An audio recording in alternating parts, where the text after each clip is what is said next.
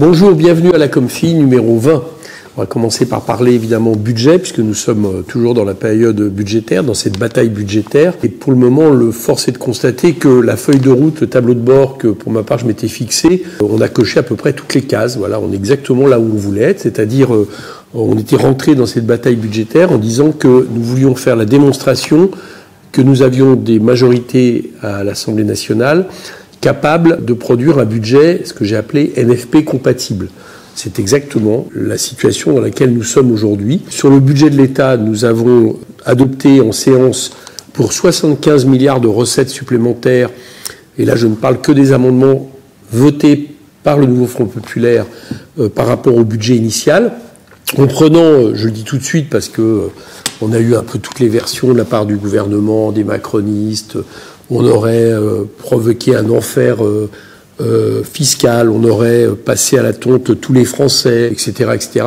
Je le dis très clairement, sur ces 75 milliards, c'est nos concitoyens les plus riches, vraiment les ultra riches et les très grandes entreprises à qui on a été récupérer de l'argent. Et c'était d'autant plus facile que ce sont les mêmes catégories qui ont été avantagées de manière éhontée par Emmanuel Macron depuis 2017 à hauteur de centaines de milliards. Donc récupérer 75 milliards n'est pas très compliqué. Donc voilà, nous sommes parvenus à faire voter des amendements, super dividendes, taxes sur les multinationales, la taxe Zuckman, taxes sur le patrimoine des milliardaires, etc., qui équivalent à 75 milliards d'euros. En même temps, toujours dans cette partie recettes, on a été allégé les Français de plusieurs taxes qui étaient prévues par le gouvernement. Je pense notamment à la taxe électricité, qui augmentait le prix de l'électricité pour quasiment tous les Français, que nous avons supprimé.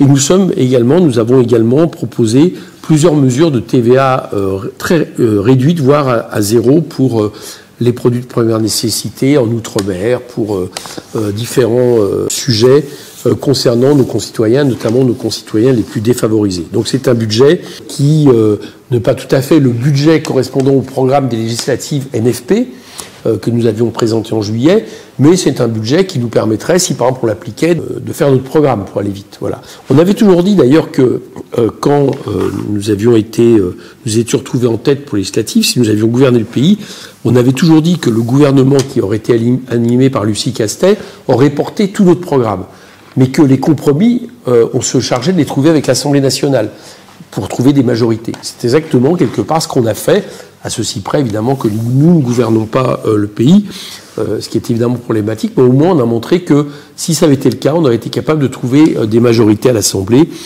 pour ce faire. On a fait la même démonstration au niveau du projet de loi de finances de la sécurité sociale, qui a proposé 20 milliards de recettes supplémentaires, par exemple en allant faire cotiser les dividendes et d'autres types de mesures qui auraient été à même à la fois de financer la sécurité sociale, mais aussi d'arrêter de faire payer la note aux hôpitaux, à l'ONDAM, etc. Bon.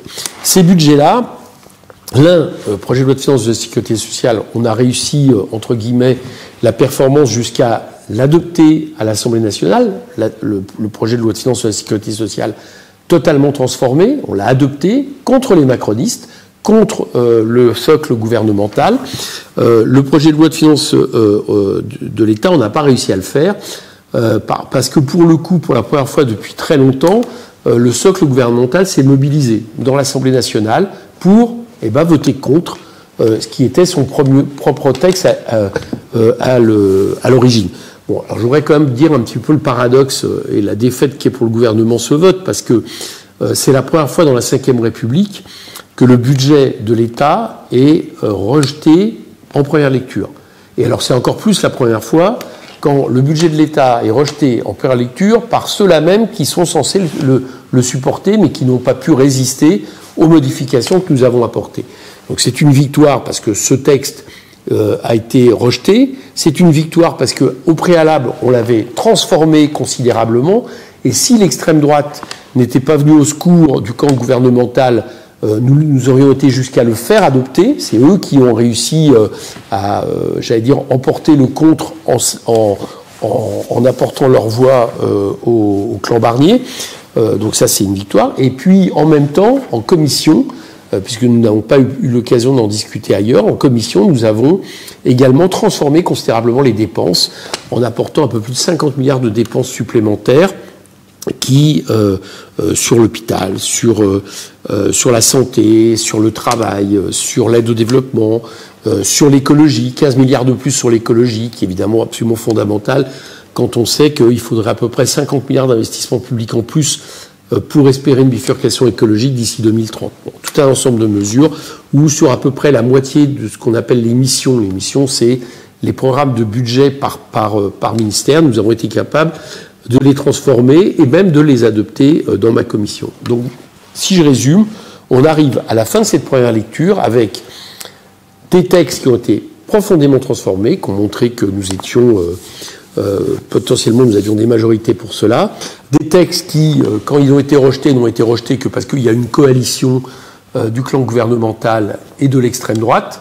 L'extrême droite qui choisit donc très clairement le camp du système, le camp de M. Barnier, le camp de M. Macron, pour l'instant en tout cas. Et puis, j'allais dire, une conclusion en attendant que les textes partent au Sénat qui est évidemment extrêmement positive. Autre démonstration que nous avons fait, c'est qu'à la fin de la discussion du budget de l'État, en ayant apporté 75 milliards de recettes en plus, eh bien, figurez-vous, les déficits étaient devenus inférieurs à 3%. C'est-à-dire les déficits de l'État prévus à plus de 5% par le gouvernement Barnier, en amenant 75 milliards de recettes supplémentaires, on est descendu en dessous de 3%. On ne peut pas mieux démontrer que le problème dans ce pays, le problème des déficits, ce n'est pas un problème de dépenses publiques, c'est un problème de recettes, à force d'avoir fait des cadeaux fiscaux aux plus riches et aux plus grandes entreprises. Donc là, c'est une démonstration par les faits.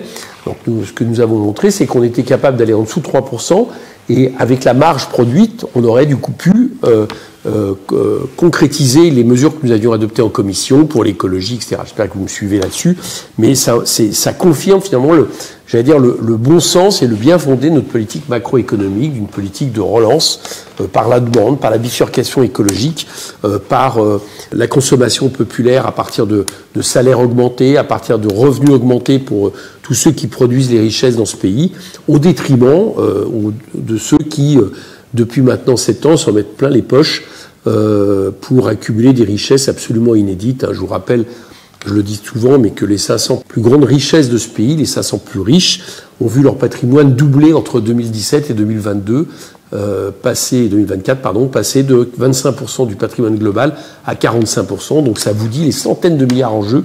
Et là, nous en avons récupéré 75 milliards. Donc voilà le premier bilan que je voulais faire de ce budget. Il est donc excellent. La suite, c'est quoi ? La suite, c'est que ça part au Sénat et puis que, d'une manière ou d'une autre, ça va revenir à l'Assemblée. Ça finira par un vote à l'Assemblée. Peut-être sûrement un 49-3 pour que le gouvernement essaye, tant que faire se peut, de passer ce texte. Et dans ces cas-là, il y aura motion de censure. Et dans ces cas-là, on verra bien ce que fait le Rassemblement national. Mais moi, je continue à considérer que ce qui vient de se passer depuis un mois nous prouve que le gouvernement Barnier ne peut pas passer l'hiver. Vous ne pouvez pas passer l'hiver avec 15, 20, 25 députés présents de votre camp, alors que vous êtes supposé avoir une majorité au moins relative, présents dans votre camp, ou à peu près 10% des députés potentiels soutenant le gouvernement Barnier, pendant tout le débat budgétaire. Et en plus, souvent, prenant des positions, des fois à l'opposé. Voilà. On a vu plusieurs fois le MoDem voter avec nous, par exemple. Donc ça, c'est pas possible. Moi, je continue à considérer que sur notre feuille de route qui prévoit une motion de censure aboutissant à la chute du gouvernement Barnier et donc au budget du gouvernement Barnier, on est exactement là où on voulait être, et je pense que ça sera la conclusion, vous verrez, de cette période, avec, à partir de là, pour Emmanuel Macron, toujours le même choix. Soit il appelle un gouvernement Nouveau Front Populaire, puisque nous aurons fait même, y compris la démonstration que nous pouvions donner des majorités à notre budget, soit sa démission pour essayer de débloquer la situation. Ma commission des finances commence à travailler aussi sur un autre sujet, qui est la fameuse commission d'enquête pour comprendre la variabilité des résultats économiques annoncés depuis 2023 par le ministère de l'économie et des finances, que ce soit sur les déficits, sur la croissance, etc. Vous savez que depuis fin 2023, chaque mois environ a vu des chiffres nouveaux être annoncés, parfois pas annoncés tout de suite d'ailleurs, mais qui ont fait varier par exemple le déficit entre ce qui était prévu fin 2023 et puis mi-2024 de 1,7 points de PIB, ce qui est absolument considérable. Et donc on a décidé de lancer une commission d'enquête que je préside, c'est ma commission des finances qui s'est transformée en commission d'enquête avec 2 rapporteurs, L'un pour le camp gouvernemental qui est Mathieu Lefebvre et l'autre Éric Ciotti pour son parti l'UDR qui est rattaché au Rassemblement national et qui avait eu l'idée d'une même commission. Donc ils ont un rôle de co-rapporteur, mais globalement tous les commissaires aux finances, donc y compris les commissaires NFP, évidemment, pourront poser les questions qu'ils veulent. Alors c'est important parce que on va essayer de comprendre comment tout ça s'est passé. Et moi, pour ma part, je souhaite essayer de comprendre, de montrer que c'est le résultat finalement d'une politique économique qui se trompe du tout au tout depuis maintenant 2017. C'est-à-dire d'une politique économique qui s'était fixée la réduction des déficits comme objectif premier. Patatras, on a parmi les plus gros déficits de l'histoire de ce pays, et en plus de manière imprévue, qui nous avait dit l'industrie va mieux, alors que les chiffres montrent que c'est pas vrai. La part de l'industrie dans l'économie de notre pays a régressé de 2 points environ depuis 2017, et la part des emplois également, avec malheureusement, vous voyez en ce moment, les plans de licenciement massifs au nom d'intérêts boursiers annoncés chez Michelin, annoncés chez Auchan, etc. D'un point de vue de l'emploi, 2 millions d'emplois créés, moi je réfute ce chiffre, puisque parmi eux, il y a 700 000 travailleurs ubérisés. On ne peut pas vraiment dire que ce soit des emplois salariés dont on rêve pour une économie dans un bon état. Et puis, en même temps, le fait, par exemple, d'avoir des centaines de milliers d'apprentis qui sont considérés comme des emplois, mais du coup faussent les statistiques. Et je pourrais accumuler les choses comme ça. Là, par exemple, on a des records de défaillance d'entreprise. Donc, le bilan économique est mauvais, le bilan financier est mauvais, et en plus, c'est une politique, je le disais tout à l'heure, qui est incapable, ça c'est vrai de manière globale en Europe, d'assurer la bifurcation écologique et les dizaines de milliards d'investissements qu'il faudrait. Voilà le bilan aujourd'hui de cette politique, et je pense que cette commission d'enquête peut arriver à montrer que finalement cette variabilité dans les chiffres vient d'abord d'une espèce de cécité par rapport aux effets de cette politique de l'offre et de la compétitivité. Ça commencera le 2 décembre. On va d'abord auditionner des fonctionnaires en place au moment des faits, la DG Trésor, la Direction Générale du Budget, et puis après, le 12 décembre, on commencera avec les politiques, avec Bruno Le Maire. Donc je vous invite à suivre ça. Ça sera en direct sur les vidéos de l'Assemblée. Troisième point lié encore au débat parlementaire, c'est évidemment la réforme des retraites, puisque, vous le savez, le 28 novembre prochain, nous aurons la niche LFI qui proposera l'abrogation de la réforme des retraites, et j'espère bien qu'elle sera majoritaire, potentiellement elle est majoritaire dans l'Assemblée, et qui permettrait du coup, pour la première fois officiellement, de voter l'abrogation pure et simple de la réforme des retraites. Alors, on a voté une abrogation de principe lors du projet de loi de finances de la sécurité sociale, c'était déjà un premier pas. Là, l'idée, c'est de acter cette abrogation à l'Assemblée, bien sûr. Donc, ça serait la première fois qu'on arrive à le faire au moins adopter à l'Assemblée, avec majorité qu'on savait présente, existante, mais au moins ça serait concrétisé. Ça partirait après au Sénat. La niche du groupe communiste a dit qu'elle était prête à le recevoir, et ça pourrait revenir après à l'Assemblée en février prochain.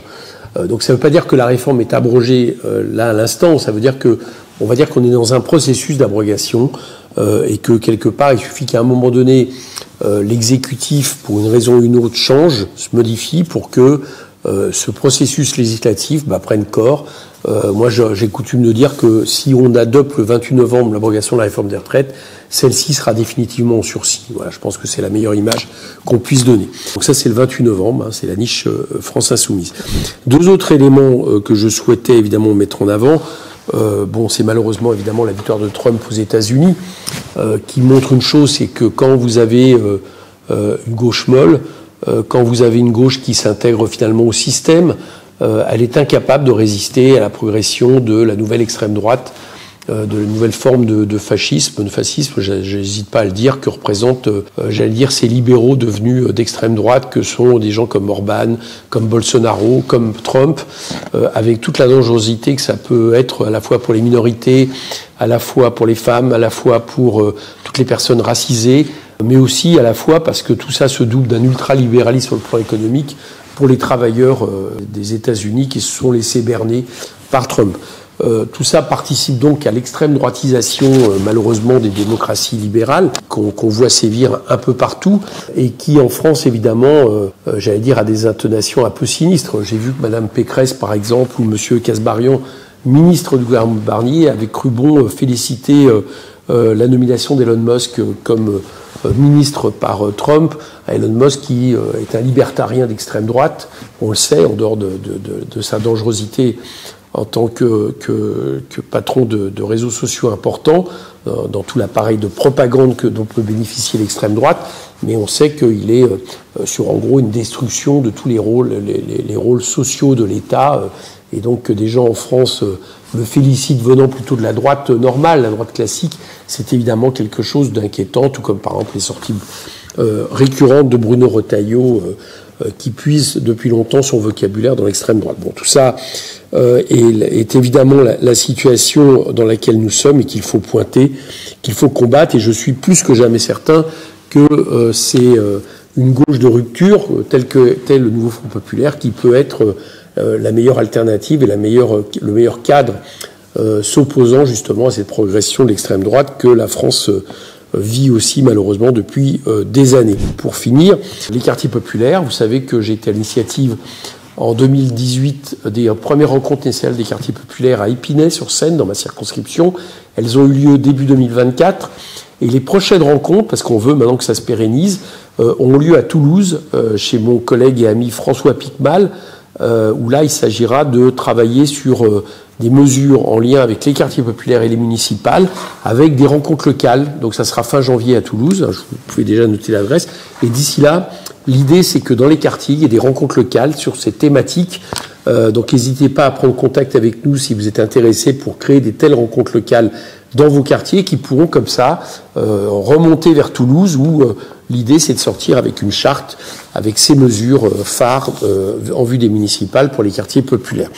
Et puis bien sûr toujours le conflit israélo-palestinien, avec une situation qui malheureusement se détériore toujours plus pour les Palestiniens et pour les peuples voisins d'Israël, que ce soit avec les attaques répétées sur le Liban, que ce soit avec Gaza, où le génocide continue à se perpétuer, il faut dire les mots tels qu'elles sont, avec le fait d'éradiquer, d'écraser, de raser à la fois Gaza matériellement, mais malheureusement aussi au niveau humain, plus la colonisation qui s'accroît en Cisjordanie.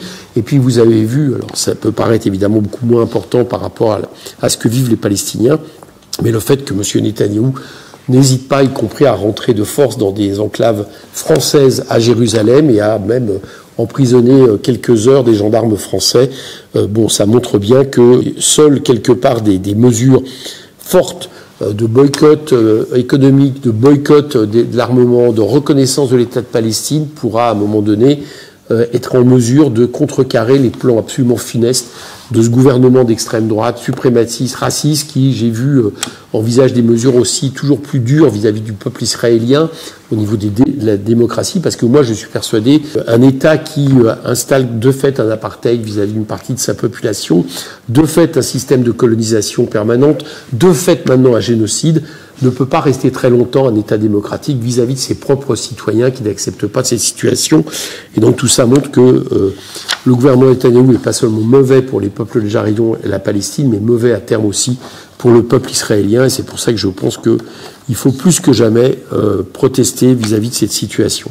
Voilà ce que je voulais vous dire aujourd'hui dans ce Bienvenue à la Comfy. On se retrouve le mois prochain.